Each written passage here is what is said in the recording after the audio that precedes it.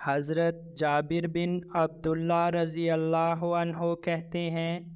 کہ رسول اللہ صلی اللہ علیہ وسلم نے فرمایا، جس نے اذان سن کر یہ الفاظ کہے،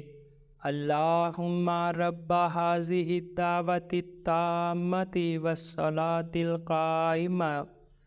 آتی محمدا الوسیلۃ والفضیلۃ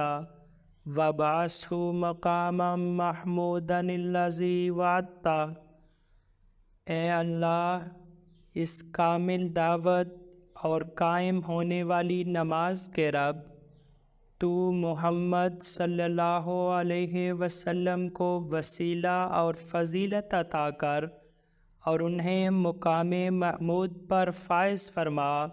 جس کا تو نے وعدہ فرمایا ہے، تو اس کے لیے قیامت کے روز شفاعت حلال ہوگی۔